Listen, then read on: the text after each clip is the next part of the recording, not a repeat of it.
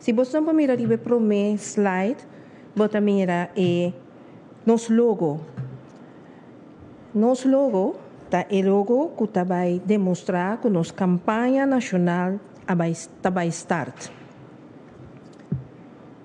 Me está guardando para o logo subir? Já.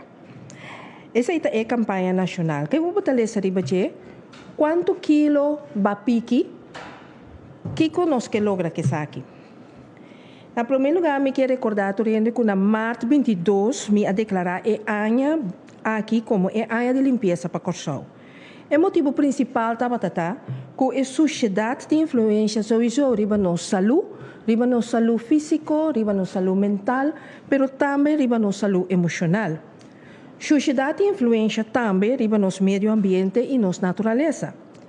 Realizando tudo isso aqui, você mira que a parte de influência que a sociedade tem no nosso mês e nosso ambiente, meio ambiente, a sociedade que todo dia vai virar mais e mais riba Corsol.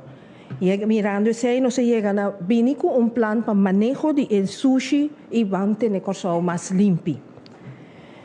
Mas agora nós vamos hoje para o seguinte slide, que eu quero demonstrar que nós a start-up com um grupo de trabalho, e o grupo de trabalho que consiste de Celicor, Curaçao Cleanup, Stichting Unique Curaçao, Curaçao Tourist Board, Ministério de Desenvolvimento Econômico e, naturalmente, nosso Ministério de Solidariedade Pública, Meio Ambiente e Natureza. E grupo de trabalho que assim está comigo e na explicar-me de cada que está na plano que não está bem para Corsol para nós poder lograr chegar a Corsol muito mais limpo. Lá me começa a mesura com nós mês realmente. Nós mês realmente a começar com limpeza de plente na 2 dias para ano. Nós temos também limpeza de landfill, que é landfill ilegal, ou caminho com não põe sushi ilegal.